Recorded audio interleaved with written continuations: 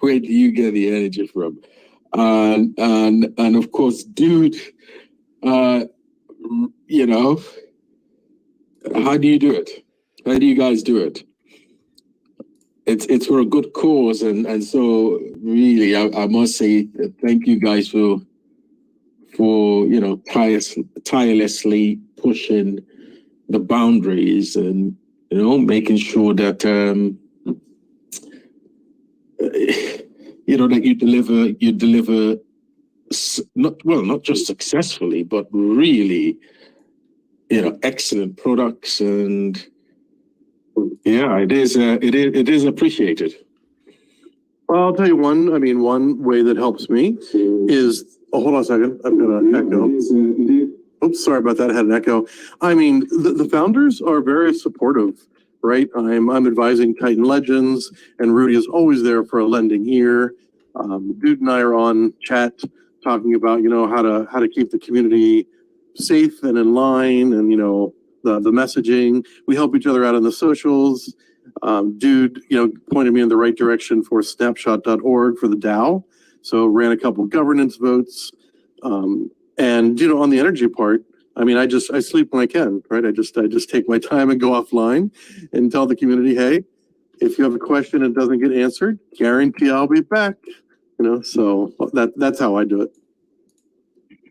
Yeah, you just got to keep your eye on the prize is really the motivation for me. It's been a long couple of months, but I feel like things are coming together, and just you got to have belief in the TitanX ecosystem.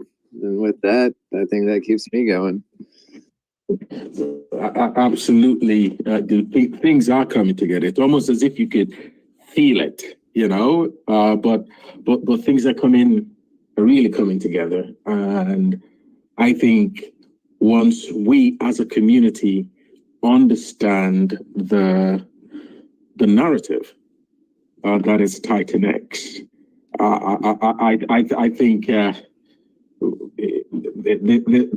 this will fly and really surpass our expectations. I am really convinced of that. But anyway, so I guess we've opened, but let me just start first by just checking whether Mike, are we all set on the YouTube front? That is correct, sir. We are live on YouTube, guys. I hope you guys can hear us. Please thumbs up if you can hear us, and if not, well, I guess I won't see the thumbs up. Well, thanks again, everyone, for joining, and those on YouTube listening to us live, thank you for joining. I think we would aim to wrap up within 2 hours. I think we've got quite a bit to go through today. In summary, I'll just go through the stats very quickly, pass it on to Mike to give us a summary of his thoughts, and then we will call on James, that's of baby DragonX, to just give us a summary of his post-launch experience and what we can expect going forward. And then I would like to call on Dude of Helios to give us a summary, or a post-launch summary as well. And we've got Crypto Kool-Aid of Pulsar, who I think we all know is on the DragonX hub list and is building away. So from him, we would want to get a sort of an update. And then, of course, we can open up for discussions. I think that there's a lot to discuss, and I think that should take us to the 1.5 hour mark to 2 hour mark. Okay, so great. Let's kick off. I will look at the I'm actually on the TitanX website on the stats page. So the TitanX distribution reads liquid 32.78%, staked 18.4%, build on Titan X protocols is 16.16%. Now, and the buy and burn is 32.5%. I think there's some interpretation here is necessary. We know that with the build on TitanX protocols, as we continue to build out that section of the ecosystem, that pie will continue, that section of the pie will continue to grow. In terms of staked, we've seen the staked portion of the pie continue to reduce over time. Now, I think the way we could look at it is what would have been staked or what would have formed part of the stake portion is now actually found within the buy and the build on TitanX protocols portion of the pie. With liquid, we know that story, that the last couple of months have been highly inflationary. That was expected. But I think going forward, if we look at inflation figures for today, and we look at Mike's Dunes Analytics going forward, the number of tokens coming out on a daily basis will drop significantly over time. Of course, putting aside for a minute the 280-day numbers that we're all aware about, that we're all aware of. So when we look at this, there is a story that it's telling us. It's telling us that the roadmap is working, that the build on TitanX protocols are coming along. And if you take a look at the TitanX hub, you'll see that last week we had 2 new protocols launched, and that's of course baby DragonX and Helios. I think more on those 2 later on as we've discussed. If you take a look at Helios, and I've called Helios the best kept secret within the TitanX ecosystem, and that is because, in effect, staking and payouts have returned.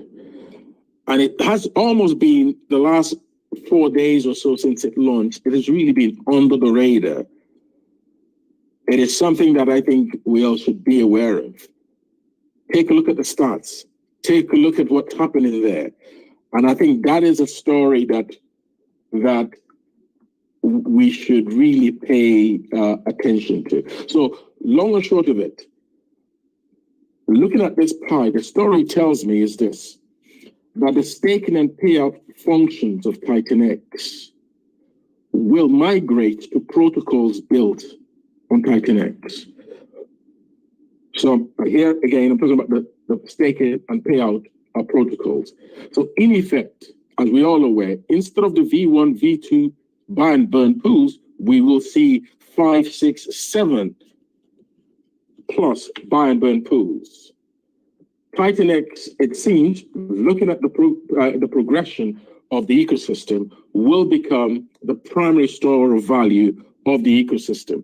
So when we're taking a look at the narrative and how this is forming, and you look at the projects that are launching, I think eventually TitanX would not even need to have a buy and burn pool to the same extent as it has, as things progress onto these,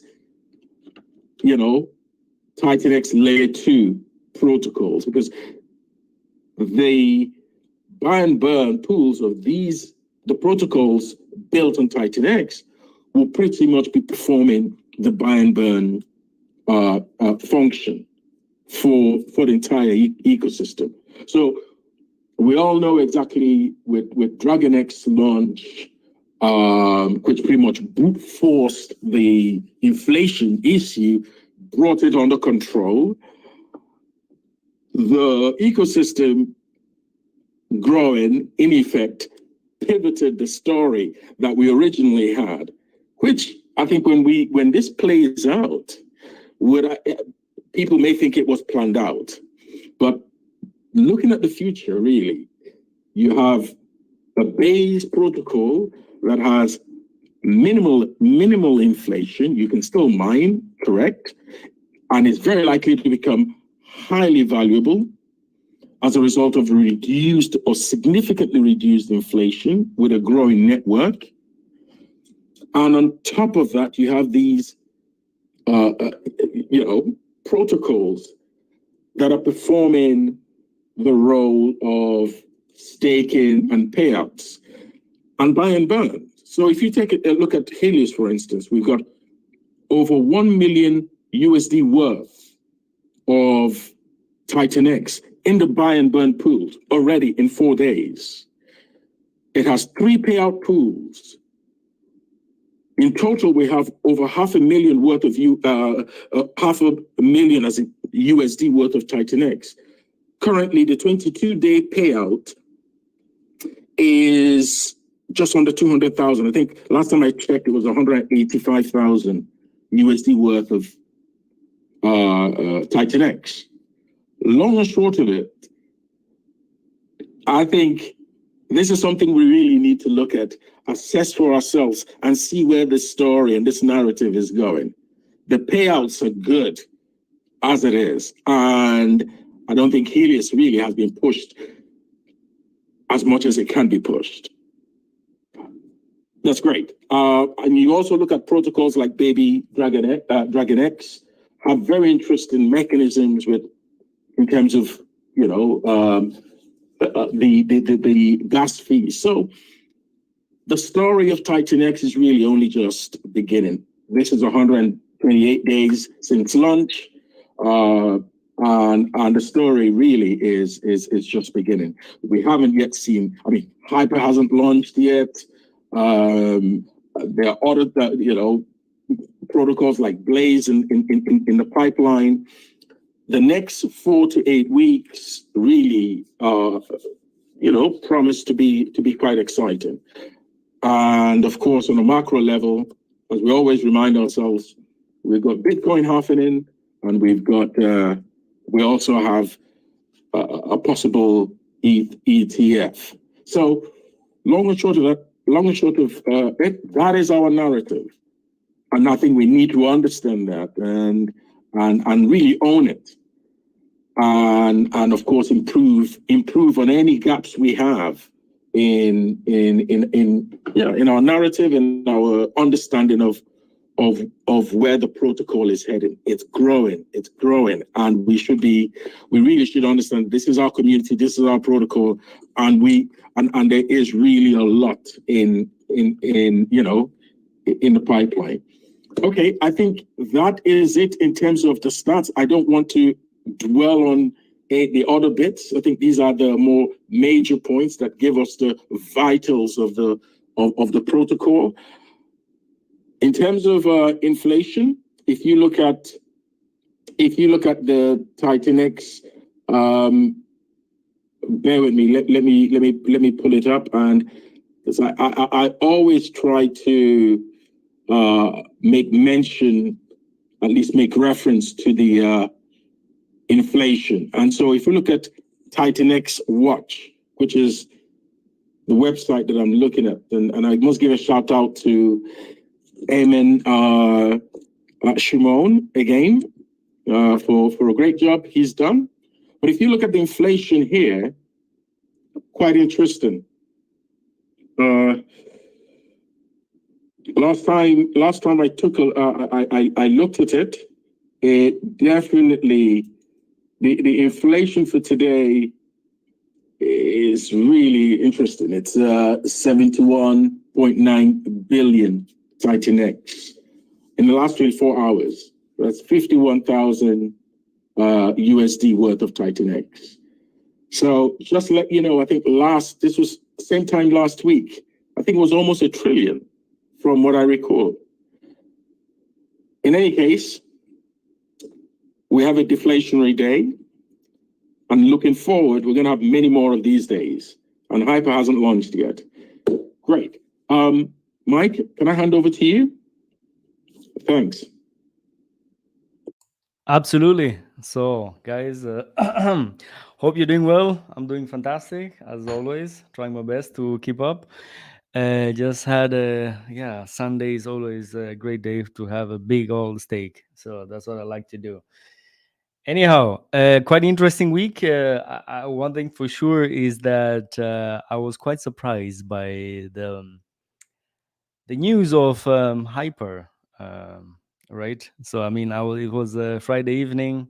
I was working away on TitanXhub.com, and then I read the news and obviously joined the Telegram chat. So yeah, pretty nice actually. So it was quite a nice surprise to say the least. But nevertheless, a lot of other things have been happening.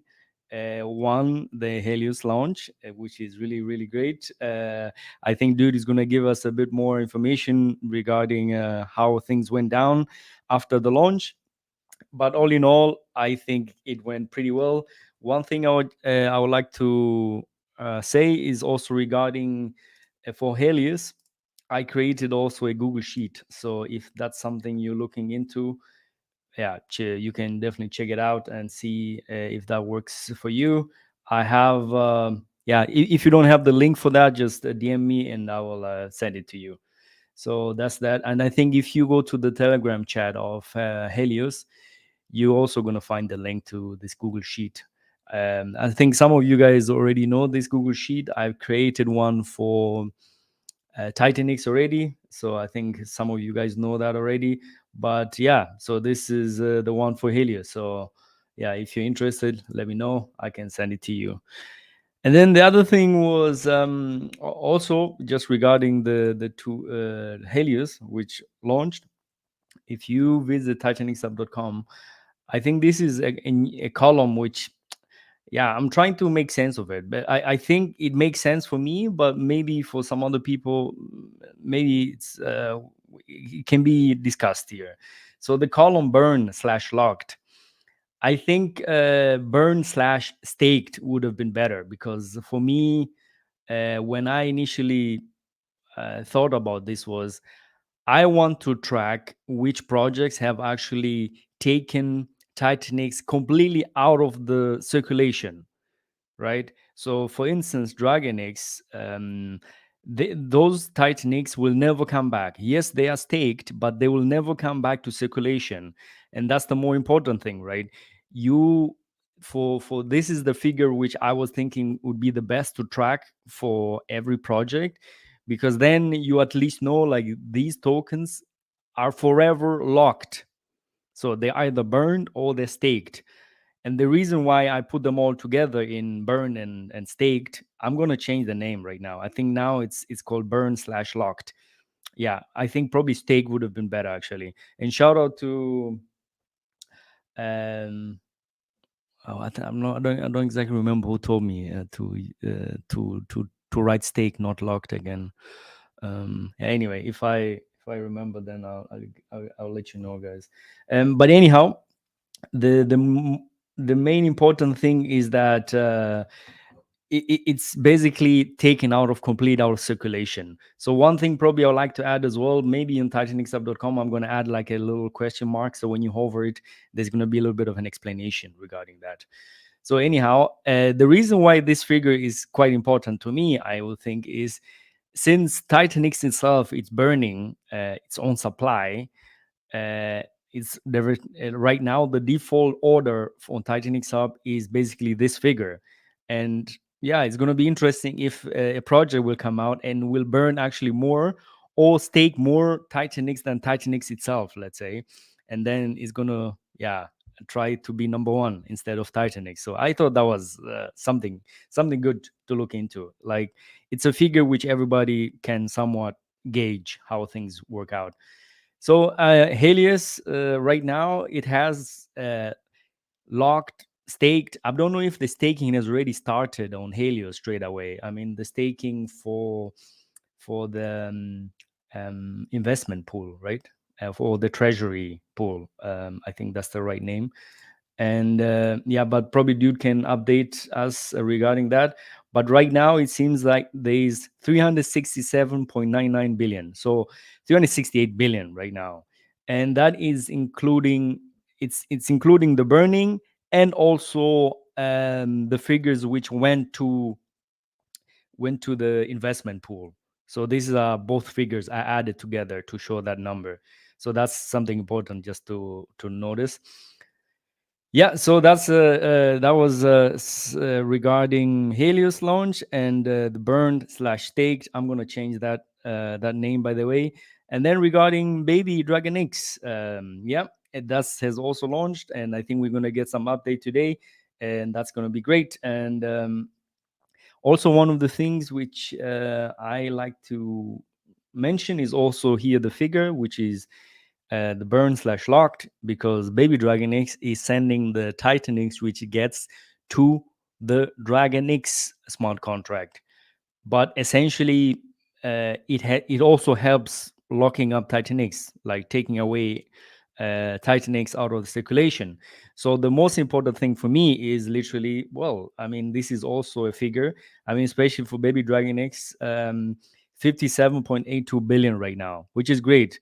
And yeah, and the reason that's the reason why they're number 4 right now. And they overtook Titan Legends, and Titan Legends so far has burned 41.26 billion. Yeah, so I mean, I think it's a nice challenge here to have it as well here. Yeah, so that's something which I would like to say. And then probably the last point is regarding the high gas fees on Ethereum. So, well, this is something which always happens every bull run, pretty much, right? If Ethereum gets congested, and then, well, people start crying on Twitter, which is, well, normal, right?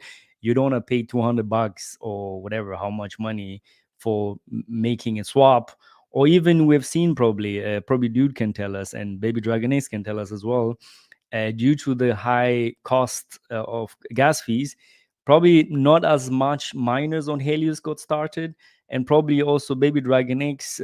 Yeah, there was not as much mints, let's say, if the gas fees were much lower. So one interesting thing which Baby DragonX team have done, and probably we're gonna get some information as well, and that is from James, and that is they've started like a refund. So when you mint Baby DragonX, I think over 500 billion. I think that's I think, if I remember correctly, from what I read, they're going to refund you the gas fees. So that's something at least nice, which is like, okay, well, there's at least some incentive now. It's like, hey, you can mint some of the tokens, and you get some you get the refund, your gas fees refund. So that's interesting. I mean, regarding the point of high gas fees on Ethereum, something very interesting which is going to happen for sure is like projects like I think Pulsar, which will be launching on um yeah, I mean, I think the guys are here today, so they can explain to us as well a bit more. And from my understanding, is going to launch on Ethereum, but there's going to be also on the pool chain side, the same token. There's going to be bridged over, and you can buy it over there. From my understanding, just going through the things. I mean, before I do the interview, like I mean, I have so many things going on. Like the interviews, normally that's where I'm forced to read everything through and do my drawings, and then I understand it very clearly. So now it's just I went through like a quick summary, but yeah, potentially there's going to be like an interview with Pulsar team, and then much more understanding how the system works when things start launching on Pulse Chain, because for sure on Pulse Chain the gas fees are much lower. I mean, I think some of you guys are already on Pulse Chain, and you know for a fact that whenever you do like a swap or sending anything back and forth, the fees are so low that it's like, yeah, it's laughable. Like, I mean, I've been doing some swaps this week on Pulse Chain, and yeah, it's really nice, because just sending, like, I think I was sending today some ERC20 tokens, and then I paid, I don't know, $30 or something like that, like something ridiculous, which is And that is like somewhat cheap on a Sunday, I guess, right? I mean, can go much higher. But anyhow, Pulsar, I think the guys are here today, so probably they're gonna give us a quick rundown how things run, and potentially you guys have some more information. So I'm really looking forward to that. And for now, I would like to just give it over to, I think Helios is next, or am I? To James. Oh, James. And then Helios. Yeah. All right. Thanks. So James, my friend, fire away, buddy. Yeah, thanks very much. Hey, how's the audio? Is it okay? Yeah. How's the audio, Plan A and Mike? Am I good? You're good. Yeah, you yes. pretty well. It's good. Terrific. Well, first of all, Plan A and Mike Dean, thank you for everything you do, all the effort you put in. There's so much behind the scenes, the planning, the preparation. It's just fantastic you do this week after week. It's highly appreciated by all of us. So I'd like to say that we had a very successful on-time launch for Baby DragonX on Thursday, February 29. That was midnight UTC, 8 a.m. over here in Singapore. We didn't sleep, 24 hours before and all that type of thing. So we have, Mike already went through it, that we have locked up or permanently staked 57 billion TitanX. James, sorry, I don't mean to kind of interrupt. My fault on this. I have to improve on this. What I would say is, we'll put some timing around it. So you've got 10 minutes, huh? Helios, I'll probably do it in like 5. Yeah, because I want Helios and Pulsar to speak. So I appreciate you telling me that. I'm definitely going to keep it so short. Thank thanks, you. Plan A. Okay, and you got an interview coming, don't you? Well, I've got something in the morning, but I'm going to stick around for about 40 minutes. No problem. Okay. So fantastic. So we are just about under 70 billion of Baby DragonX minted. We'd love to get that number to 200 billion, and the reason of that is, in order to hit the next phase of the project, where we can burn and we can help stake even more TitanX, is the Baby Dragon NFT collection. It's going to be called the Baby Dragon Adventure.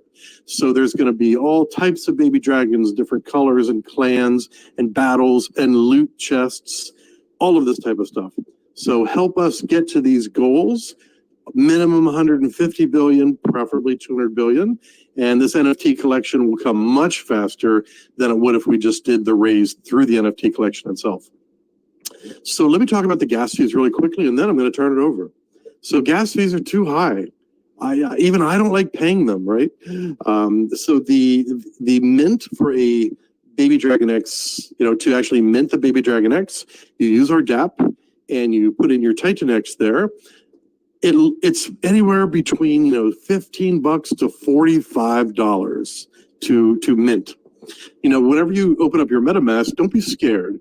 If MetaMask says $60, it's not going to cost you $60. It's going to cost you like $30 probably, but it doesn't matter what it costs you. If you mint 500 million BDX or more, all you have to do is jump in our Telegram and tag me. We'll slide you over into a private group.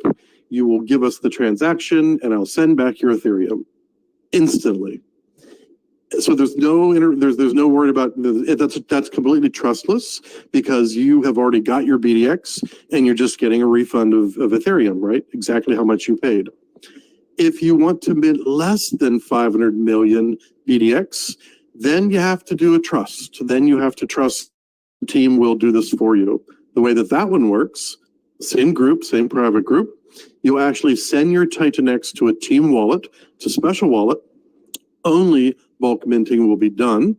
And once we get that up to 2 billion, then we will bulk mint all of the TitanX into BDX, and then we'll send it back to you.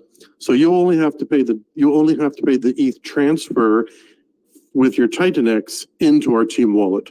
We will do the minting, we will do the transfer back to you. It was pretty cheap, about $8. You probably pay about $8 or $9 for the transfer. That's it. For more questions, jump in the Telegram, ask, just tag me. I'm on there 15, 16 hours a day. And then we'll just make sure that we take good care of you. So don't let the gas fees affect your decision to mint. We are here for you, and thank you very much. James, one more thing. How long is this offer going to run for? Again, just want to. Absolutely. So Yeah. thank you for that. So No problem. the week one for the 1-to-1 ratio is from February 29th until Wednesday, 11:59 UTC, that's the 6th. So Wednesday the 6th is when the week one finishes. We're running this promotion until 8 a.m. We're running it until, what time is that? 11:59 UTC Tuesday night, because that's my Wednesday morning. So just jump in the Telegram for the dates, but it's basically one day before the end of week one, if you just remember it like that. Now, we're going to see if we do continue it in week two. I'd love to, and I think maybe we can, but let's just get through week one first. So basically the first 6 days of this, week one, you can save all your gas. You can mint with the gas refund, or we bulk mint it for you, and you just pay the minimum, like just a couple dollars to transfer. Okay, and in terms of the total supply, I guess you wouldn't know until the end of the 14 days, because the minting period is just 14 days, correct? Absolutely, yeah. And then that's one of the powers of Baby DragonX. We are a cap supply. Whether it's 100 billion or 200 billion, whatever that is, that's all the Baby Drax there'll ever be. And we're going to use that Baby DragonX for many different things. Staking rewards and burning. We also have a 34% buy and burn pool that's allocated. So on day 15, the buy and burn starts to kick off. I'll just say one thing about this one. So the first day, the first 24 hours, the team is going to control the buy and burn. It's going to be pretty conservative. Then we're going to start using the snapshot.org. The community is going to decide. We'll probably do it on a 48-hour basis, maybe a 36-hour basis. And the community will take a vote.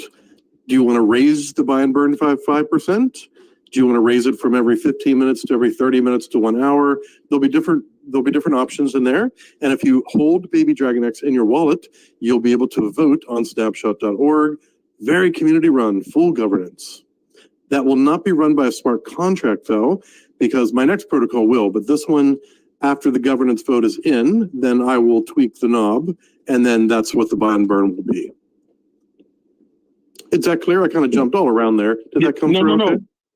That definitely, yeah, you've definitely covered the substance very well. And I must say, everyone, please do visit Baby DragonX's Telegram group. If you have any questions, please take a look at it and take a look at the work that James and his team have done. It's really professional, very well done. And so please do look at it and ask any questions there. Great. Thanks, James. Thanks again. Dude, please, it's yours. The floor is yours now. Hey. First, congratulations, James, on a smooth and successful launch. I wish mine was as smooth as yours, but I can go into that in a second. But just, every protocol that comes out on TitanX, I feel like we're brother protocols. We're all here for one thing, and that's, as the TitanX hub shows, burning/staked TitanX. So congratulations and welcome to the leaderboard. And it's exciting to see the next projects coming out, which I guess Pulsar is going to give us some insights on, hopefully, their timelines. That's kind of exciting as well. But yeah, the gas fees really were killer. Our launch was delayed about 45 minutes, and part of that issue was gas fees. My deployer contract ran out of ETH deploying the contracts for Helios. There's 3 contracts that run the ecosystem, and it ran out of ETH. So that was part of it, is having to scrounge some funds from other wallets real quick. And then second off, the script that I was running in Hardhat, it gave me an error saying that one of the contracts did not launch. So I ran it again, coming to find out that it actually did launch. So there's a couple of copies of our buy and burn floating out there.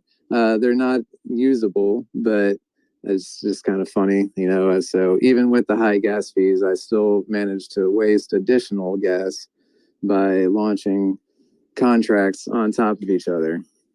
But nonetheless, everything worked out. We had a successful launch. The website didn't crash on us or anything. Actually, no, it did go down for a minute. Just some of the high traffic, we did lose it for maybe a minute, but we've upgraded the service on that, and everything seems to be running super smooth now. But with those gas fees, like, I think that really did kill a lot of our day one participation. Rightfully so. Who's going to start a miner that costs $100 if they've only got $100 that they're putting in? You know, that cuts into your profits really quick. And it's pretty clear on that. You know, looking at the stats, only 1,200 miners have been started, but we have a 600,000 mining power level, which means that the average miner that started on Helios is 500%. So it's pretty clear that the whales are here, and the gas fees did not slow them down. But it really did affect a lot of the little guys. We were hoping the fees would come down this weekend, but it doesn't look like it. So we shall see. We shall see. But anyways, I think my favorite stat really is, so there is the burned and staked of TitanX, but there's also the liquid TitanX. I think it's pretty awesome that our buy and burn is the number 3 holder of liquid TitanX. So that's a TitanX whale that's devoted to buying and burning Helios, and over $1 million in funds. We're looking at 1.4 trillion TitanX. And then right behind that is our reward pools smart contract with 700 billion TitanX in liquid for payouts. So that's exciting. I think that's pretty cool. And as far as our treasury goes, we do have 200 billion TitanX staked, and we did get our first payout today. It's a small one. It's the 8-day payout didn't have much ETH in it, but at least it's a proof of concept that our smart contracts are working as intended. And so there is now ETH in our reward pools. There's now ETH sitting in our burn pool, and every week that's going to slowly increase. And with our TitanX max staked forever, it's always going to be receiving those ETH, and that's kind of the beginning of our system that will never end. So the staking amounts, it's pretty low right now, and I'm expecting a lot of people are mining up until the first stake payout. So it'll be interesting to see what the actual payout ends up being. But until we actually hit day 22, it's anybody's guess. But yeah, I've been looking forward to going over these stats and seeing them and seeing just actually, you could guess 100 different ways how this is going to go. But now that we actually have launched, it's fun to actually see real numbers and see how it's going. And I would say we are a huge success despite the gas fees. Pulling in over $1 million worth of TitanX to buy and burn our token is exciting times. If you haven't followed us or joined our Telegram, please do so, and we're happy to answer any questions that anybody's got. And thanks for your time. Dude, I have a question here for you straight away from YouTube. And the X Factor is asking, what controls the Helios BNB? Can it be increased? Does the DAO need to form before we can vote to increase the BNB? It can be increased. Right now, it's the multi-signature wallet that owns the buy and burn. I currently own all 3 keys. We are in the phase of creating the DAO. That is absolutely one of the next things on the to-do list is to expand ownership to committee members. Yeah, it's just like TitanX. We can adjust the cap amount per swap, the frequency of these swaps, and it's been rough with the gas fees because as it is right now, it's not profitable to click it, and so I've got people that are recommending raising it, but also, the issue with that is the slippage is already pretty high. It's currently set at 7%, which in my opinion is ridiculously high. But the liquidity pool is small enough right now that $1,000 purchase every hour really adds a lot of slippage. So that's really the limiting factor. And the buy and burn does collect fees and re-add that to the liquidity. So every day it does get a little bit thicker. And as time goes on, we can raise the buy and burn limits and without adding additional slippage. But really, that's the main friction point, in my opinion, is the amount of slippage. I would hate to up it to 10+%. That just is a recipe for disaster, especially with sandwich bots out there. You can make a lot of money off of somebody with that kind of slippage setup. As far as the liquidity goes, I just want to point out that anybody is welcome to add liquidity to that pool. I've had people say, well, why don't I add liquidity to that? And my answer is I started it off. I put $20,000 worth of my own TitanX to kickstart the liquidity pool. And that was just a straight donation to the buy and burn smart contract, which now owns that. So I don't have the option to withdraw it. It's there permanently. But to me, I'm not worried about it. I don't know what the liquidity pool with TitanX was on day 4, but it had to start somewhere. And we see that the liquidity pool there is, a solid mill. And I can expect that we can easily hit those types of levels in 100 days. But again, we're only 4 days in. It's really hard to expect or to calculate how that's going to look. But I think I'm rambling. Did I answer the question? I think you did. I think X Factor says makes sense. Thanks. So it seems like that's answered. There's another question here, but it seems like doesn't make sense for me. But maybe dude for you makes sense. One is asking why there is no deflation at all. Liquidity is higher every day. I'm not quite sure what that question is asking. Yeah, I thought myself like maybe I thought that like it make sense for you, but for me it didn't make sense.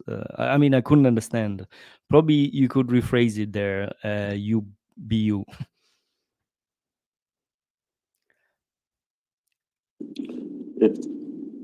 And in the meantime, whilst it is or B is rephrasing, I think Crypto P seems to have a question. So, Crypto P, fire away. Thank you, Blaine. My question is to Dude. You stated that more of the activity seems to be whales related right now. So with the high gas fees as well as staking most likely being diluted early, like what incentive do the little guys have to kind of mine right now?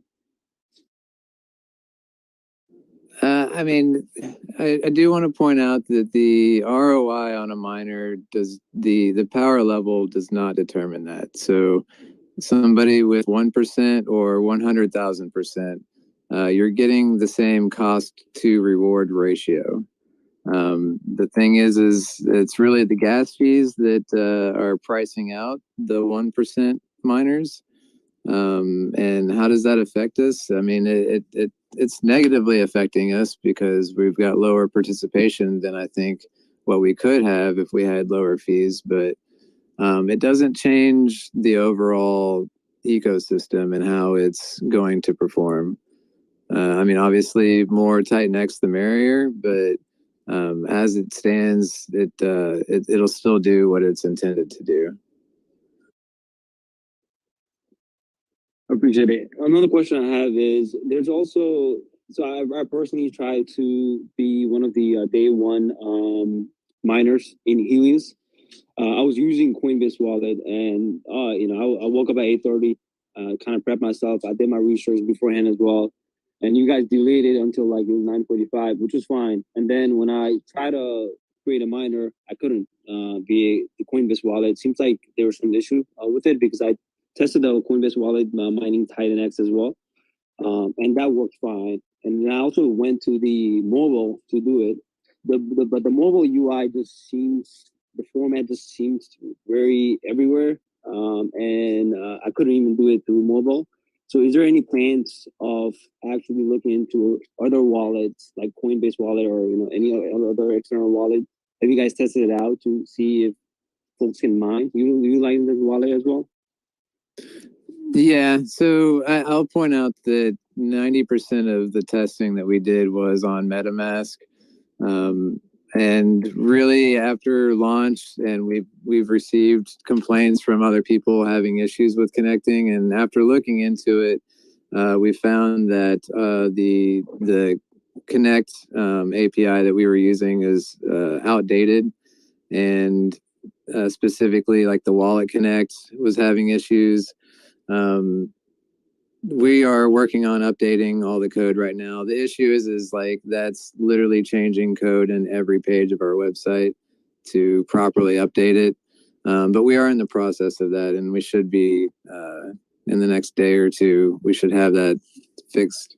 And as well as the mobile, I to be honest, I put not near as much attention on that, primarily because in my opinion, I never do DeFi on my phone. To me, that's a security issue that I don't personally deal with. So when I think DeFi, I'm thinking on a laptop, on a web browser.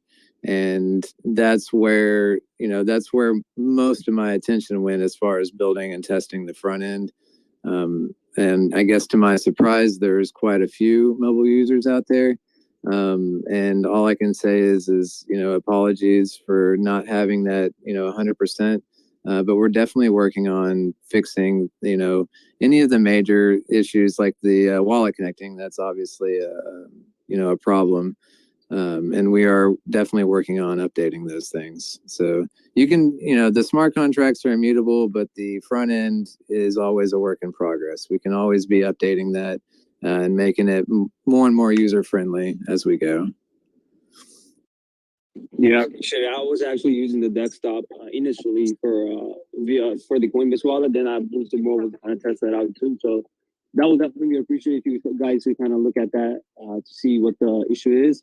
And I think the lack of adoption, or at least from most of the retail, I would say I think the wallet connecting issues definitely is one, and then essentially, the high gas fees being a big factor. I know, what is the thought process of actually launching in a weekday versus on a weekend on your side, where you could have probably got more participation, at least in the U.S. specifically, due to the fact that there's not most of the people on Saturday, Sundays day off. As well as gas tends to be cheaper. So any thought process why this was launched on a weekday versus on a weekend? Primarily we wanted to launch as soon as possible, and we would have launched earlier if, but we already told everybody that we would give a 7-day notice. And then we also had tons of people in our Telegram saying, "Hey, are you still launching February? Are you still launching February?" And we said yes the entire time there. So we kind of put ourselves in a position where we just had to launch on a weekend on a Wednesday to match what we've said. So to me, I nobody can predict the future, and gas fees. Obviously, we picked a terrible time to launch because gas fees blew up the second we launched. But I mean, you look at gas fees today; it's still pretty high. So even if we had waited till this weekend to launch, it's a little bit better, but it's still up there. And in my opinion, it's not worth delaying launch to hope that we launch on a low gas fee day. And also, this is sure, day one mining is very important, but we're not a firework that just went off and then now it's not worth. I mean, even 4 days in, that's still really close to day one, to where I think the difference is minimal. Yeah, maybe something that other protocols. I have one more question. Okay. Let me just keep it to one, and then James, so we can move on to crypto Kool-Aid. We're just trying to get it all in within a time frame. And okay. Thank you. No more question. Maybe just an observation for other protocols. I think Sunday, it's really hard to kind of time the market in terms of when the gas fee is high or not. But Sunday tends to be a little bit cheaper on the side. So for other protocols that are launching, I think if you could launch on a weekend, that's probably preferable due to the fact that not only gas fees, but also people have day off. Like for me, at least in the US, I work on mornings. So it's like, I'm waiting for stuff to come out, but I also need to go to work. So it's not just my preference. I would say majority of people are hoping that it would be more convenient to do it on a weekend from a work standpoint as well as from a gas fee standpoint. So thank you. Thank you. James? Yeah, really quick. Hey, dude, this is probably relevant for all the protocols. So the MEV blocker.io, is there a way, so, we always see in different chats, hey, somebody just hit the buy and burn and they didn't use MEV RPC. Is there a way to know that they're not using RPC ahead of time and not allow it? But even if they do it and we see that it's not correct, that we can blacklist that wallet from actually doing it again. Now, it might be too technical to go into, and maybe we don't know, but is that something? Because we're going to have it too. Now that we've launched, no, we couldn't do that. Like the blacklist idea, that's kind of neat. But that would have to be built into the contract and then have, an owner function or I guess, no, there would be no way to automatically do it because you have to have somebody call the function. The smart contract can't work on its own. Mm-hmm. But, okay. Yeah, and there's no way to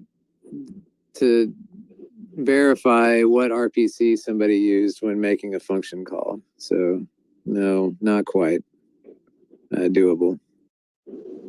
All right, thanks for that. I'll go off. But I do want to say you guys had a fantastic launch, super smooth, no issues. A lot of people were pounding the contract those first couple hours, and it performed well. So hats off to you guys. Well, thank you. Thanks, Crypto P and James, for drilling down, and of course for responding to the questions raised. So I think we are now moving on to Crypto Kool-Aid. Please, yes, update us on Pulsar. Hey, what guys, you can you hear me now? Yes.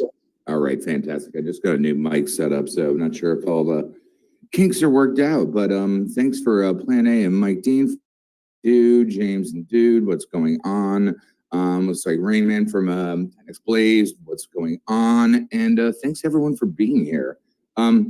We have a lot we could talk about, but I guess one of the main points of contention that everyone's dealing with is the gas issue. All of us over at Pulsar are long-term Hexicans, so we understood a long time ago the critical importance of handling gas and paying attention to that kind of narrative and shape while you're using the protocol to give anything else that even is in a high gas environment something to latch onto and be effective.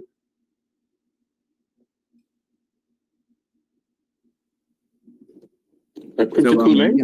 Yeah, can you hear me? Yes, we can hear you now. Great. Sorry. Like I said, I'm just dealing with getting this live for the first time. One of the things that we over here at Pulsar is looking at what our pillars are. And we have a lot. In fact, if you look at our website, we have an interactive white paper as well as, a clean PDF one. And that's more of your flavor of the week. But we put a lot of time into digesting what will actually go in and how you use a system. And for myself, I have worked in the gaming industry for almost 2 decades, designing systemic loops and ecosystems, and an architect. And then my co-partner in crime, Gifford, as well as an architect, he does code. So we both flip 2 of the same coins when we kind of look at what we're trying to digest and how we attack it, rather than being reflective and reactive. So a couple of our pillars that we have is a zero leaky boat syndrome. We coined the term creation, not inflation, because what you do when you create Pulsar is it doesn't have an inflation set. It's something that, Mike, if you can update on your website, we are striking that we are not a utility token. We are an infrastructure token. We are an infrastructure layer. And with that, if you can think about, towing a field and setting in your roads, your water pipe, your sewer, your electric, that should be done before you worry about shopping malls and everything else that needs to be put there. And those things are great when they come. So with Pulsar V1, we are strictly infrastructure. So the first pillar, again, is no leaky boat. We carefully looked at every way that we could have bloat, and we cut that in a very important way. And kudos to James looking at bulk batching ways to get around the Ethereum gas nonsense that you're going to have to do. One of the huge use cases why TitanX is strong is because it's proof of Ethereum. If you come into our Telegram chat, we just had an AMA, and I kind of broke down all the systems that brought us here, from a T-share and Pumpamentals and all the rest of that, to the experience and the learnings, the breadcrumbs, the utilities that we got with Zen, to then what happened with Titan, which had reflexive components or cogs that allows builders to build within that infrastructure. But because it's used as proof of ETH, that also has a secondary cut, because when ETH goes up, GUI goes up, well, that's a problem. So one benefit of Pulsar, besides the Pulsar pathway handling the bridging, the nonsense, all the rest of that for you, and the 2 different narratives of, let's say, ETH maxis versus Pulskin maxis. If you need to do your DCA and you only have $100, like dude was saying before, come on over to Pulse Chain, buy it through Pulsar with pennies on the dollar, and DCA up. You can get your WETH over there. When Coast gets their fiat onboard back on up, and kudos to those guys, because no sacrifice, completely out of their own pocket, regulated, I believe, in like 250 countries. But of course, banking license jump up and down in crypto. They're doing the good hard work to make sure that we have the ability to get our fiat in cheaply, efficiently, custodian free. And then you have, your piggy bank that you can use, DCA in, whether it's Pulsar, TitanX, the WETH that you need to create a miner in Titan, or to send it over to Helios, or to do something with DragonX or baby DragonX. All those different paradigms, we wanted to set the floor to give you a infrastructure to start to do that thing. A second huge pillar of ours is permeable tokenomics, and Gifford Ware coined that term, and it works paramount to a zero leaky boat system, because when you have no leaky boat, a permeable tokenomics system that goes into an aggressive buy and burn is infinitely more effective, because it pushes that rocket fuel even more forward. And then another pillar that we're looking at is bridging value across both blockchains. We have a goal, both, as Hexicans that started on Ethereum, and now we have our own playground over on the other side, is how do we use cogs to bind Ethereum to Pulse Chain so we get the best of both worlds? We get the cheap fees, we get the community, we get the tide rises on and raises all ships, but Pulse Chain will 20x at least to ETH, maybe 4.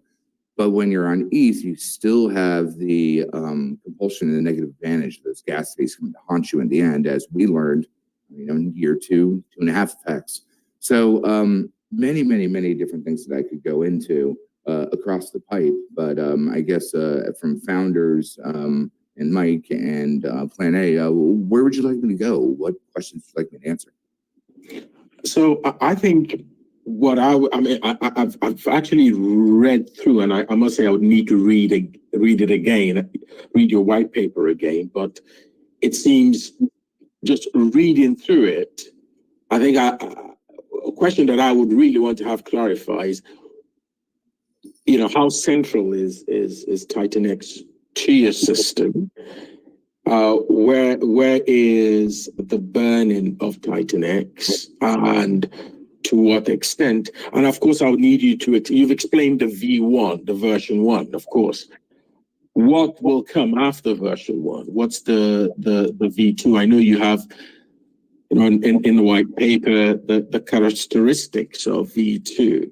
But if you can just touch upon that and give us a bird's eye view of where this is heading and where TitanX as a protocol sits within the protocol. Good. Well, first of all, for our V2, no profit or expectations. Those things will be developed in tandem when, if, and what happens with that. Because if you listen to our AMA, we took a lot of critical time to do everything, even from in tip of the hat for a dude to be looking at that mobile type stuff. My UI UX guy, I've worked with him. I've known the guy for 12 years. He's done UI UX for 20 years. And he was paramount about making sure our mobile site worked. And I wasn't into that because I think using crypto on a mobile phone is a risk. I do agree with that. But he was paramount about making sure that stuff works. So from tip to tail, we really take our time being choosy on how we strike and interact. And we don't feel the rush to not make mistakes, but being hasty with what we do. So to break down your first question is, how does Pulsar or the Pulsar pathway work with the TitanX ecosystem? Well, the first thing that we wanted to do with the permeable and zero leaky boat is look at how TitanX is created and how the first critical loop. And if you ever listen to me, I speak a lot in loops because that is the critical mass of understanding the art of play and how everything works together. And the art of play is the inscription of how games are made, how things are done, how humans interact. It's understanding those critical loops. So when you want to create Pulsar, what you're going to do is you're going to bring TitanX.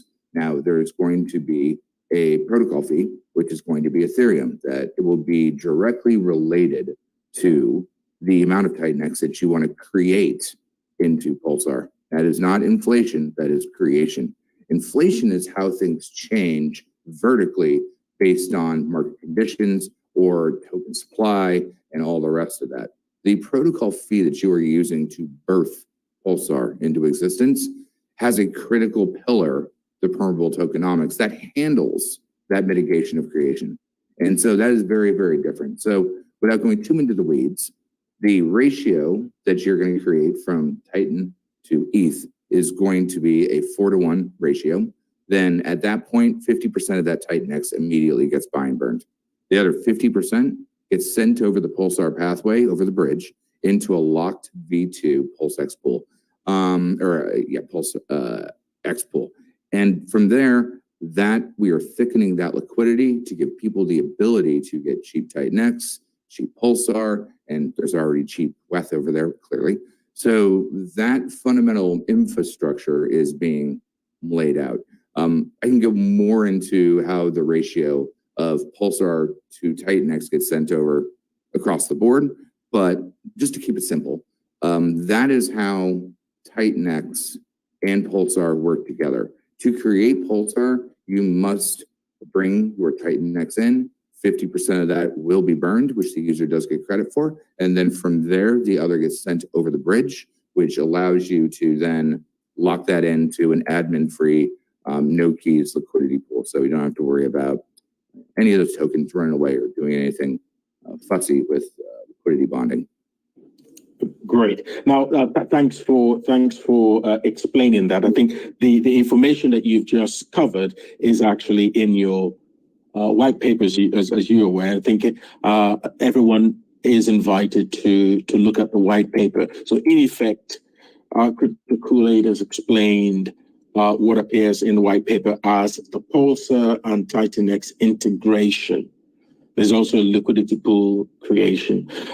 So Mike is going to go into the weeds of things when he interviews you, as you know. Clearly, so, waiting for all the customer contracts to be deployed, because one thing I love about Mike is he gets under the hood long before he gets there, and that's very important, both from mine and Giverware's point of view on how we handle our things in our daily careers. We get completely under the hood and we digest it all as components.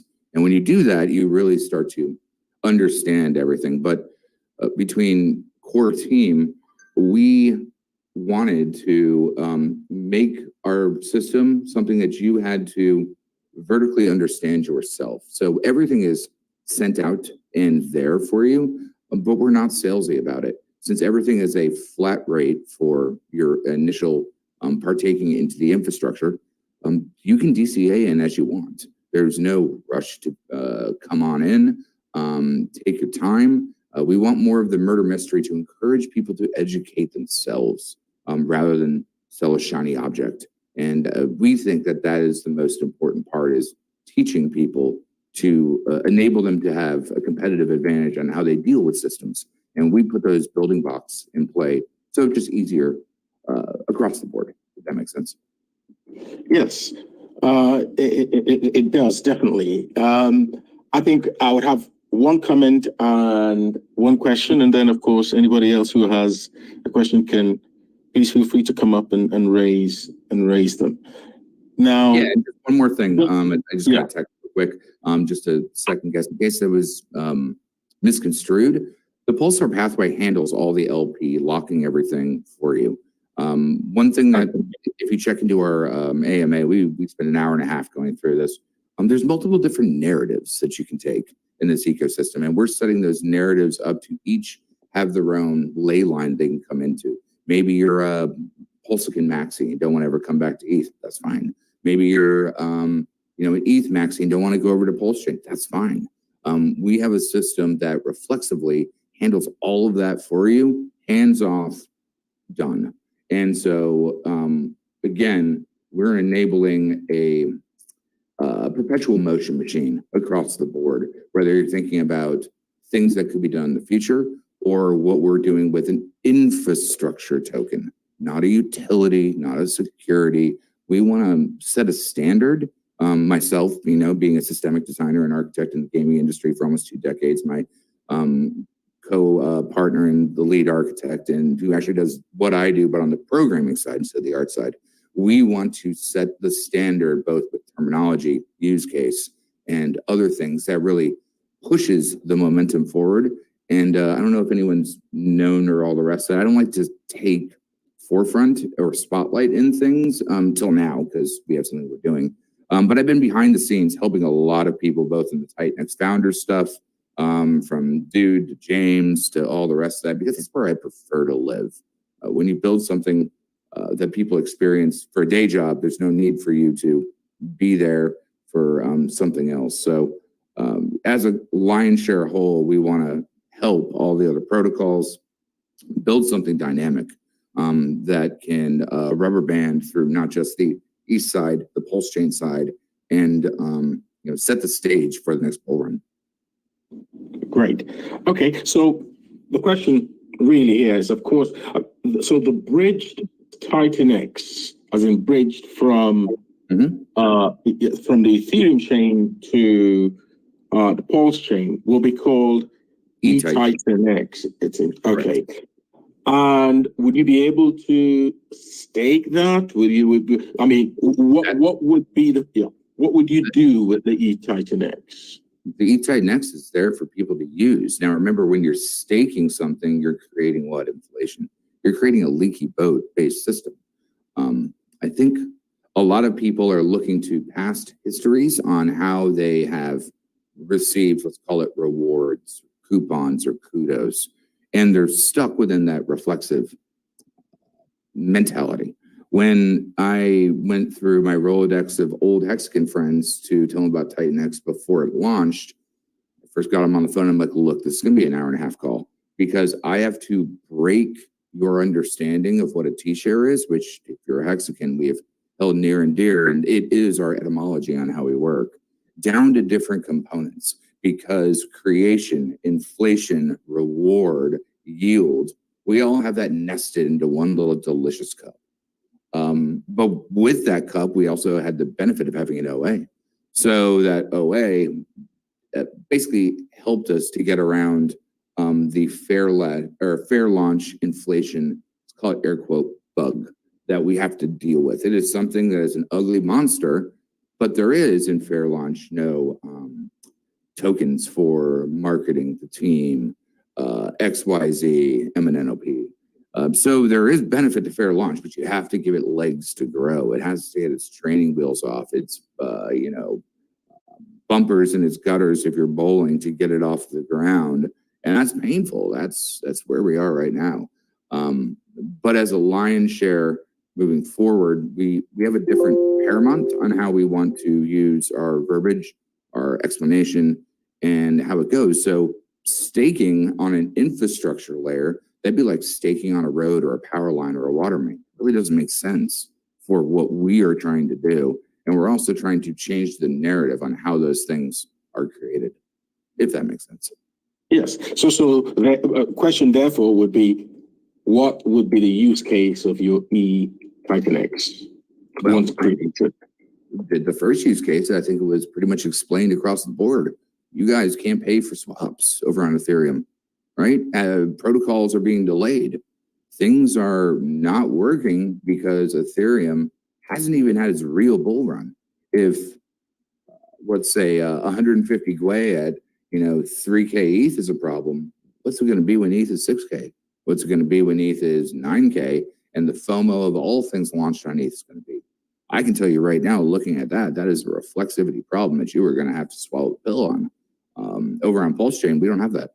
And so we are setting the stage for if you want to participate in Baby DragonX or Blaze or any other protocol on the Ethereum side, you probably want a DCA up over here.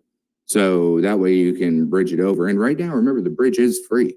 That may change in the future. We do not control that bridge, but that bridge is free and it is battle hardened, tested, and it is easy peasy, good to go. Not only that, remember, it's set up with IPFS, fully decentralized. And with our protocol, our minting and buy and burn page is IPFS. We are fully decentralized in how we will be using your interaction with our protocol when you do that. Website and all the glitzy stuff that'll be coming on between stat pages later on down the road and other good stuff. Yeah, that'll be just regular, HTML type web. But when it comes to the boots and the nuts and the bolts, yeah, we're putting it all on IPFS. We really want to set that standard. So use case for one is we're giving all the other protocols the place to go to DCA and get their swaps in and prepare themselves for the protocols on ETH. Use case number two, remember, we want to give you guys a murder mystery that you have to unlock for yourself. I mean, the information's there, but we're on leadership side, don't want to hold you by the nose and drag you across. The information's there. You come ask questions, we answer the questions. In fact, we're making fireside chats where you can come into and record those conversations later. So that way, for myself, I just can't stand the noise of main Telegram chats. Too many things to read through and all the rest of that. I would rather queue up a video that had all those bullet points striked out for me that I could listen to rather than see a room with 7,000 unread messages. And I'm like, not today, Satan. I'm not going to read that. If somebody needs me, they would have added me, and I would have looked at just that. Does that answer your question, or you want me to go any deeper? Well, it's good that you've actually provided me a lot more information, to be frank with you. I'm definitely learning more on this. And I think, again, Mike is going to delve into it. I think on the sort of, looking at the white paper, I think the punch I was looking for, but you gave me a lot more that I'm really grateful for. And I think we all have to kind of drill down and understand it better. But in terms of, you got strategy for liquidity provision on Pulse chain. I think what you've talked about, efficient use of bridged assets, and you've mentioned here that, of course, once TitanX and Pulsar tokens are bridged to Pulse chain as eTitanX and ePulsar, respectively, that they're strategically utilized to create liquidity pools. So in effect, your eTitanX and your ePulsar you'd use to create that depth in the liquidity pools that you're looking at creating to foster, as you've put here, actually, a conducive environment for trading. So anyway, long and short of it, it's good to get a good bird's eye view. That's what this was about. Final question: when are you looking at launching? Do you have any idea at all? And of course, it's a lot that's happening. I am aware of that, but do you have any idea? Yeah. Let's just say things are wrapped up in a bow. We just have some small little things because, again, at the end of the day, we're not in a rush. We're not in a hurry at all. I'm currently working on adding closed captions to our little fireside AMA that we have, and it's turning into like 15 hours. But there was someone in one of our private channels that said he couldn't watch it till there was some kind of translation for him. His English is fantastic, but it was something that was important to him, and because it's important to a friend, I thought about it. I'm like, it's important for me to put that 15 to 20 hours just to double check, because man, transcribers screw up a lot of verbiage. But it's that little cherry on top, and we're putting that cherry on top onto our launch and everything else. So it really is, everything's wrapped up in a bow. Got a little small massaging to do, and of course, there's no sense to rush with what's going on with ETH and all the rest of that. But the old meme is soon, right? So it will be very, very, very soon.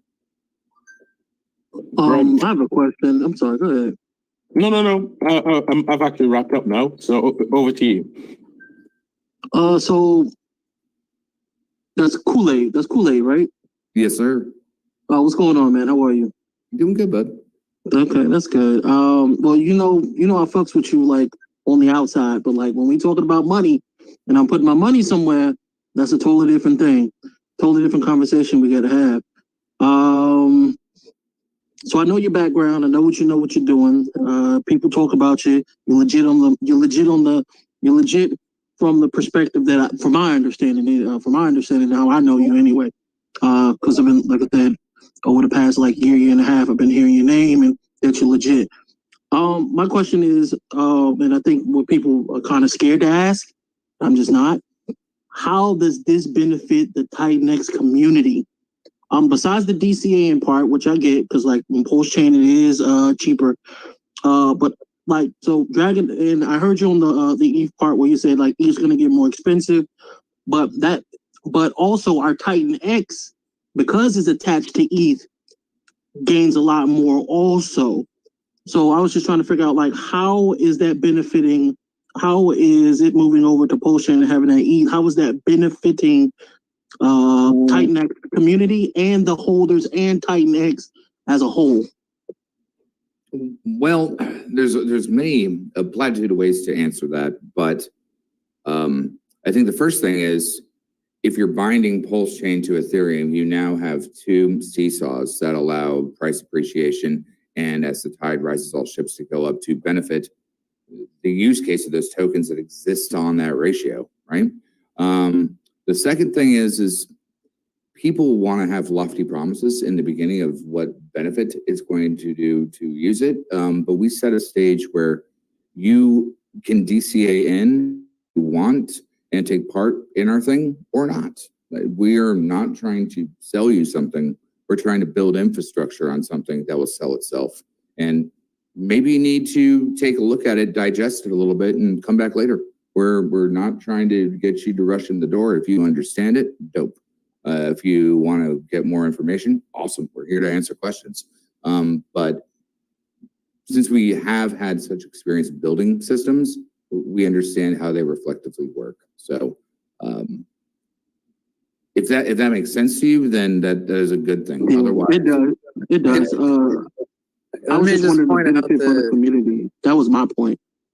Yeah, but let me just point out that anything that, even if they do nothing with it, if people are using TitanX to use their system, that's adding additional use case to TitanX. And that's one more reason for somebody to not sell their TitanX, because they are adding additional utility. That's really what everybody's here to do, is add utility. It's not necessarily just locking it up and burning it, but just, more use cases is in my opinion, the same thing. An additional, it's a net positive for the entire ecosystem. not only that, and thank you, dude. The buy and burn from everyone's use cases on Ethereum is in which pools? It's on Ethereum. So when you bridge something over with the Pulsar pathway, that TitanX, yes, will have a reflexive use case and will be affected by what happens on buy and burn in Ethereum. But guess what? Those tokens aren't bought on our side. So we're building a thick pool that gives people the ability to acquire their TitanX. And as those assets move over the bridge, we are custodying the fact that less supply will be over on the, let's say, V1 or V2 TitanX buy and burn system. So that way it can buy and burn more efficiently the core component where it was created for its own system. Does that make sense? Yeah, it makes sense. I just wanted you kind of like to explain the community, the benefits of like what it has for the community, like for the individual, for the community, and for TitanX. Because when you explain that particular element, then people be like, oh, this is benefiting me, this is benefiting TitanX, and it's benefiting, like, of course, you said the community in general. So I just wanted you to kind of explain that to everyone to get that understanding of like, okay, this is benefiting me, this is benefiting the community, and this is benefiting my TitanX.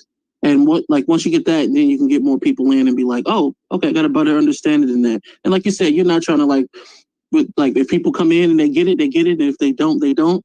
But we want people to get it because we want people to get in. You know what I'm saying? Because like I said, if it's burning TitanX, or we have another pathway for individuals that want to move TitanX, however it may move, then of course me personally, I want that understanding to be like, okay, I'm moving this is another way that I can move TitanX, because you say you got other individuals from Post Chain that might want to, or individuals that might want to move stuff to Post Chain, and if that's benefiting TitanX, if it's another way, another outlet, then that's fine, bro. Just wanted a clear understanding of what it was, not from just myself, but for the community in general. Yeah, 100%. Let me see if I can get Gifford to come up here because he's our mastermind of the architect. Giff, if you're there, shoot your hand up and see if you can pop on in because he gives a very different perspective that I do. And, we as core try to keep those perspectives important as we look to fix those kind of things. I appreciate you, Plan A, for giving me a chance to, talk and ask questions. Not a problem at all. But that's what we're here for. So does anyone need any more help explaining how the system works? I thought I explained it pretty well, but sometimes people don't understand me, and I speak in complex systems. So I can go iron out the details a little bit more if you need. No, I understand how it works. I personally understand how it works. We're just trying to get an understanding of how it benefits. Like, just because something works and you know how it works doesn't mean it benefits you, yourself, or the community. So that's kind of what I was wondering. Like, how does this benefit us as a community? And when you get that perspective, be like, oh, it works and it benefits me. Yeah, good. Musk and Crypto Kool-Aid. I think we've got Pulsar. That's I think Crypto Kool-Aid's sort of co-founder. Or please, Pulsar, the floor is yours. Introduce yourself so we can. better understand, and of course, could hear you. The floor is yours. Hello, hello. Can you guys hear me okay? Yes, clear. Excellent. Sorry about that. I had the other computer running and got too many things open. I cannot close it all, so I had to go mobile on you guys. I'm Gifford or Gifford Ware. I am a software engineer. Been good friends with Kool-Aid there for going on 3 years now. And I've kind of been able to architect a particular type of series of smart contracts that we will know as Pulsar. So I can answer a couple of the technical details that might have come up, especially the one about, how does Pulsar benefit you personally? Well, a specific example is going to be when you turn in your TitanX in order to mint Pulsar, 50% is burnt out of existence on the Ethereum chain. And when that burn happens, you are receiving the credit for the burn. So as we know in the TitanX ecosystem, currently the burn pool is turned off. And you'll see there's an explainer in the white paper in red discussing, that is currently turned off and is out of our control. However, if that is ever turned on, then you will immediately be entered into those Ethereum payouts every 28-day cycle. So you are receiving the credit for that. Pulsar is not taking the credit from you for that. The second thing is because you get that burn credit, you will also get the miner creation bonus that TitanX offers. So that will, builds up to maximum of 8%, depending on how much you burn. Those two specifics will benefit you personally for interacting with Pulsar.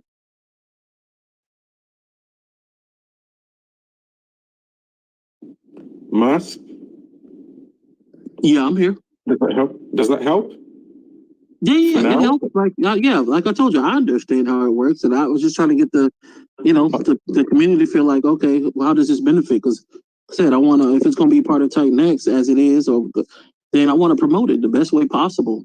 But it does help. It does help, and I appreciate that. Is that the only way that it benefits? Is there any other benefits added to that besides the 50% burn? And not besides that, is there any other benefits to it? Yeah, so if you look at a scenario where somebody wants to interact with Pulsar and they want to purchase Pulsar, because let's be honest, there's going to be two ways to obtain Pulsar. There's going to be interacting with our smart contract, right, which is what we're discussing currently, which is where you turn in your assets to receive a new asset. Obviously, there will also be a liquidity pool for Pulsar. There will be a couple, actually. This being said, people will have the opportunity to buy up Pulsar on the market. And, in times of FOMO, or, if people just don't want to go through the process of obtaining both TitanX and TitanX and Ethereum in order to, mint Pulsar, they may just buy it off the market. And in fact, because we require these two tokens, and we got a good lesson on it. A lot of the TitanX community got a lesson on it with DragonX, that there is a ceiling that is created. And what that means is, you take the value of the Ethereum that is required on the protocol fee, you add in the value of the TitanX that you're sending in, and those combined will be the Pulsar ceiling price. So, question is, what happens when people buy up Pulsar and it exceeds that ceiling price? Well, that means that, an arbitrage can happen. And we saw on the first day of DragonX how that arbitrage can happen. And the way it happens is people will then turn in those assets to mint the token and then sell it on market. That is a fundamental for TitanX itself. As we saw in DragonX, people were sending in TitanX to receive DragonX and then sell on the market because they would be able to extract value from doing so. So there's got to be a little bit more of a dynamic when you're dealing with two assets as opposed to one. And the ceiling price is going to be harder to find. But the idea is it is actually going to be a pumpamental for TitanX price itself and thus benefiting all protocols. Great, thank you. I think we've really delved into Pulsar in a way that, to be frank, I it's been really good, but I didn't expect that we will actually get the deep dive that we have got, which is quite good. And so I think between now and when you launch, I'm sure that the education process will continue. I think one thing that, may want to also look at is once you bridge and build on having TitanX as a protocol fee on Pulse Chain, you can think about what can be created later within that ecosystem and loop. So there's a lot of things that you just have to consider when you're looking into this kind of process. Okay, great. I think I would want Helios, I'd want you to ask his question, and then we could sort of wrap up this, section of the proceedings, and then sort of move on to sort of open up for general questions. But I think so far we've had a lot of gems that have been shared here that we will have to take away and drill down and come back with questions, for each founder and each protocol. But the discussion will have to continue well beyond here and what we've done so far. So, dude, over to you. Yeah, just real quick. When you guys burn TitanX, what out of the 8% allotted for cashback, how do you guys specifically utilize that? And if people have additional questions, what's y'all's preferred method to reach out? Twitter, Telegram, Discord. What do you guys use? Oh, thank you, my friend, dude. Yeah, everything that goes for the cashback goes back to buy and burn Pulsar. So we, again, have a zero leaky boat system. To come in and get some more information, definitely come into the Telegram. I mean, you can always add the Twitter account, but Telegram is more of a community-based system that's easier to talk, does get overloaded. So either way is fine. We want to encourage all dialogue and Discord that we have. Do you have anything else you want to throw on that? I have. Okay, Helios, go ahead first. I was going to say thanks. I'm good. Appreciate it. All right. Yeah, so I think Gifford, did Gifford say something different regarding the user cashback? Because I think you, Crypto Kool-Aid, just said that the 8% goes to the buy and burn Pulsar. But Gifford mentioned something else, or am I misunderstanding something? That's the mining credit, right? When you buy and burn is one side different from the cashback, right? Yeah, so two different mechanics within the TitanX ecosystem, which are commonly confused. So you're not alone. Yeah, so when you burn TitanX, you get miner credits for it, right? So the more you burn, the more you can mint. Like you get a little extra bonus when you go to mint your miners. That right there, that burn credit is what you receive. Now, there's also a different mechanic, which is the cash back, right? That's it's basically new inflation. So when you burn your TitanX, that TitanX gets burnt, but the protocol will then mint you new TitanX, 8%, which as a builder, you can decide what you want to do with that 8%. If you want to give it back to the burner, or if you want to use it within your protocol. We've decided to use that within our protocol, mainly specifically because of the Ethereum gas fees that we're obviously going to be facing over this next year to year and a half. So we're trying to keep our protocol as leaky ship as possible, as Kool-Aid says, and that's why we made that decision. All right, no worries. Yeah, I mean the two things I think they're quite understood. Or maybe I'm just assuming things here. All right, so basically the 8% goes to Pulsar, not to the user. That was the main thing which I was misunderstanding. Yeah, I think where the misunderstanding came in is when the ETH burn pool is turned on, the user gets that record and they get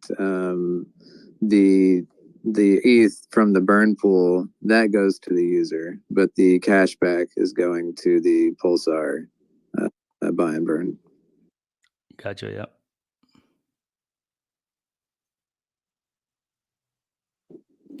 Great. Okay. Any more questions? Any further questions before we move on? And of course, please note that Mike will be doing a deep dive sort of interview with with the team, with Gifford and Lade, I believe. So there would be a lot of opportunities to get more information and to clarify any issues that are still unclear. Yeah, Rainman, Justin, over to you. What's up, everybody? Hope you're doing good.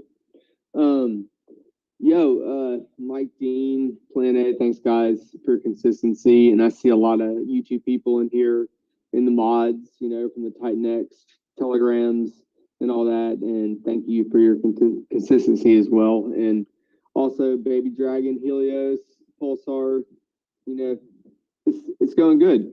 TitanX, what I'm seeing right now is a long time ago, Jake in our masterminds, he said, hey, I'm thinking it's going to take 700 days for TitanX to become deflationary.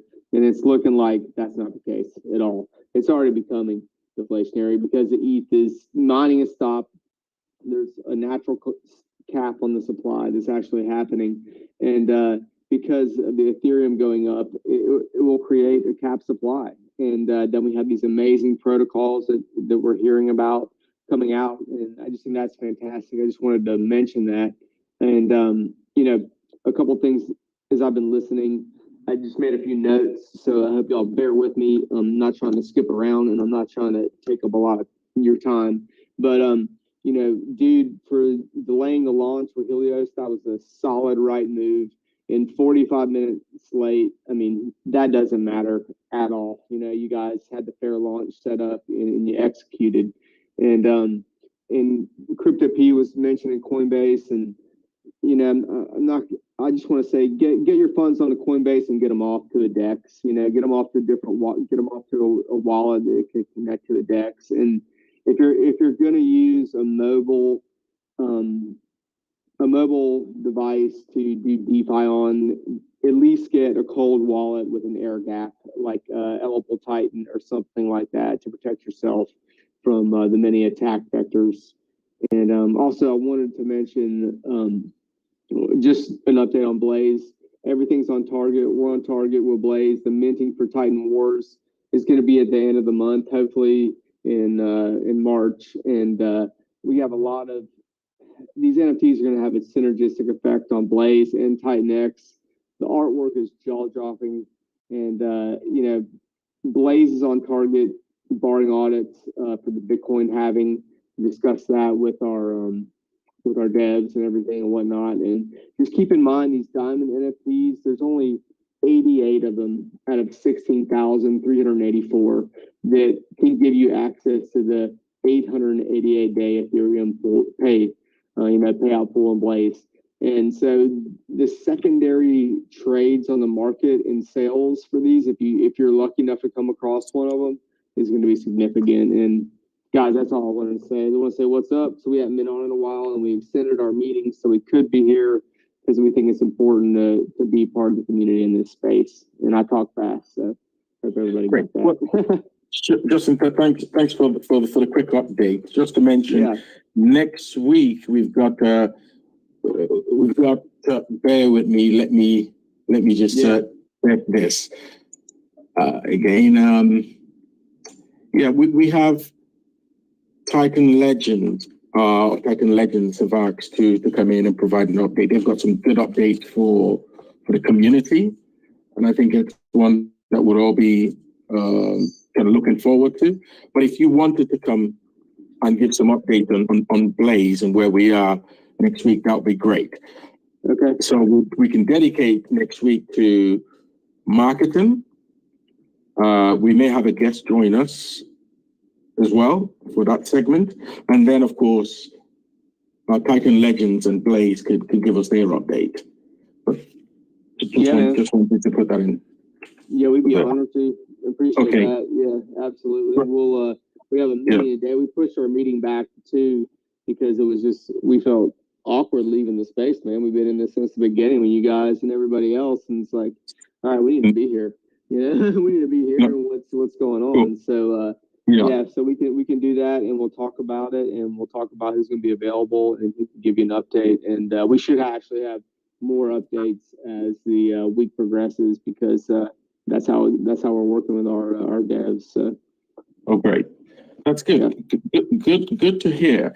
And I think on that note, I would have to ask, does anybody else have any questions for Crypto Kool-Aid,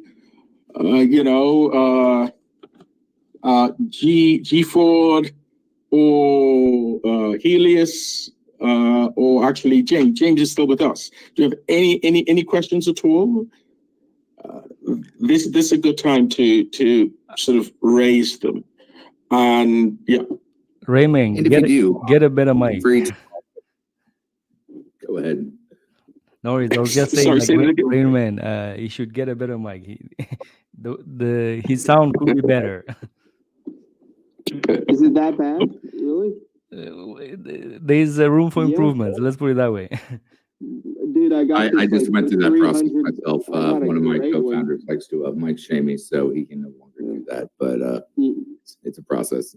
Mike, thanks, man. I have actually a whole YouTube mic set up, but I thought these Beats headphones were good enough for this. But I will definitely talk on that next time I get online with you guys.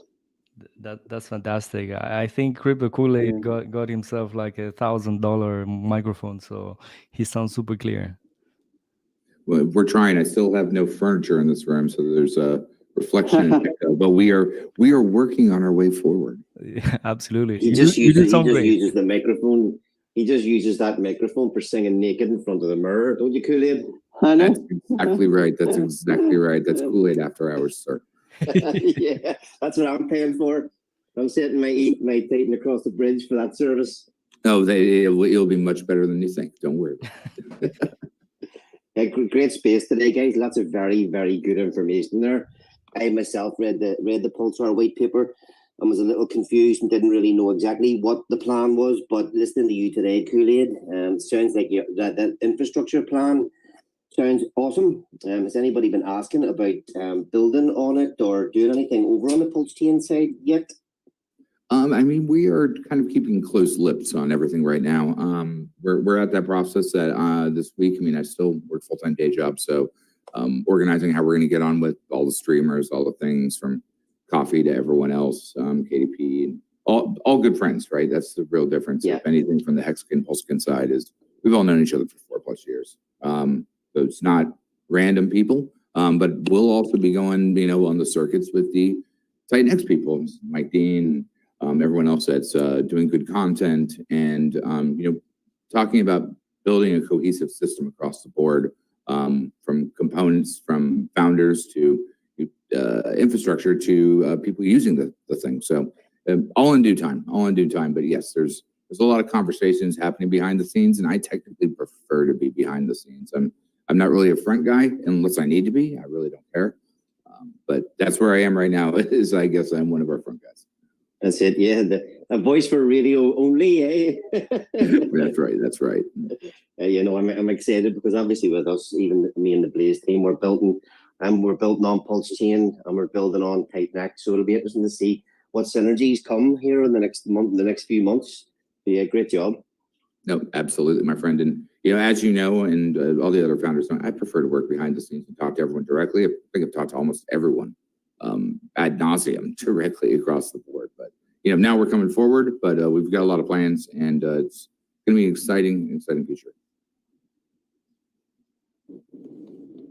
That's great. Yes, and we're definitely looking forward to it. So I think the time remaining, we're going to look at rounding up within the next 10 minutes. So the floor is open. Any questions that anyone has beyond the protocols that we've heard from, or founders that we've heard from? I would say this is the time. I just want to say something real quick. It's hard to believe that we've had a 2-hour conversation talking about all the stuff that's going on in the TitanX ecosystem, and not one person has even mentioned Hyper.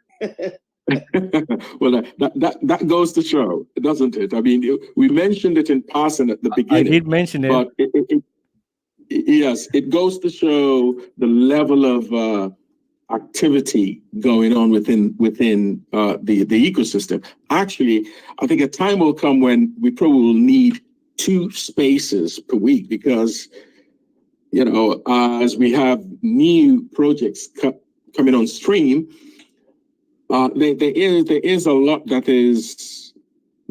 will need to be discussed. And so it may be that for a period of time that we have 2 spaces. We have marketing that we need to discuss and need to discuss in depth. We have, of course, Hyper, as you've mentioned, that is likely to happen within weeks, and we have great projects in the pipeline. So I think to do it justice, we probably would just need to have a Sunday session and a midweek spaces session to just cover the ground properly. But we'll cross that bridge when we get there. For now, I think I'd say today has been really good, action-packed. And all the founders, our founders here, have been really impressive. Thank you so much. So yes, good. Thank you. Good, thank you. Yeah, definitely. Thank you guys for coming on in. We're excited to talk to everyone and help bring this all forward for all of us. It's great. Does anybody have any question at all about anything concerning TitanX ecosystem that you'd like to discuss, or even just comments that you'd like to kind of to share with us here? Just win Lambo. Just kidding, man. You guys have a great week. Thank you. You too. Good. I think in that case, let me just share what I have on my mind as we round up. We all know, of course, our builders really, this ecosystem will not be what it is without our builders. And I haven't had a chat with Mike about this at all. But I must say, I think Mike has given selflessly, as we all know, to the ecosystem, and has been readily available to help educate the entire ecosystem. And of course, he has his full-time work, and he builds as well. I think what I would like to suggest is probably we consider a week, some probably, maybe end of the last week of this month or early April, but we don't have to wait to do a kind of a buy Mike Dean a coffee week, something to that effect. Is something I've been thinking about. I think you may have better ideas, but just to show appreciation. I think when we're not intentional about these things, yes, there are options to donate, but if we're not intentional, we end up just, it's life. You just, get busy and may not be able to do that, to either send a donation or say thank you for all the work you've done. So I think I'm proposing to have a week, just, buy Mike Dean a coffee a week, which of course would be something I would say we can send Mike a donation to an address and just say thank you. And of course, as we all know, this is all going to go into his further building out a lot of ideas he has, as well as, of course, whatever he wants to do with the fund. So I would say sort of last week of this month or first week of April, we would have that exercise and just say thank you. But in the meantime, we don't have to wait for last week of this month. We can just say thank you. The address that we will need, the blockchain address, is actually available on TitanX Hub, I believe. And let me see. I will update it on TitanX Hub. Oh, It's not there, you will update it. Okay. but it's on my Good. Dune. Okay. In all my Dunes, you can find the address there as well. It's on your. Oh, good. So sorry, I stand corrected on that. So yes. So in the meantime, Mike's Dunes Analytics could be a reference point, and once the TitanX Hub website is updated, we'll have it there as well. But again, yes, thanks, Mike, for all your work. So it's good for us, as we say thank you to all our founders, that we remember all our builders who've done so good for us here. Okay. The other point, nothing said here should be regarded as financial advice. It goes without saying. We all do our own research. This is just for educational purposes. And I think we take that, we should sort of take that to heart and bring with us the information that comes from us doing our own work, by drilling into these protocols. I think that makes us stronger as a community. So I think really I would say that's it really from me, my final remarks. Mike, do you have anything to add? Yeah, before we round up? Yeah, absolutely. And so I have, yes. So probably just to, one of the things here written down myself here. So obviously one of the thing is the gas fees are damn too high, and we all know that. So I'm really looking forward to Pulsar. I mean, currently nobody stops you to actually bridge over your TitanX over to Pulse Chain and provide liquidity. But obviously, I think some people have done that already, but there's just not enough liquidity there. So hopefully Pulsar will make that LP thick, so that people can DCA in Pulse Chain.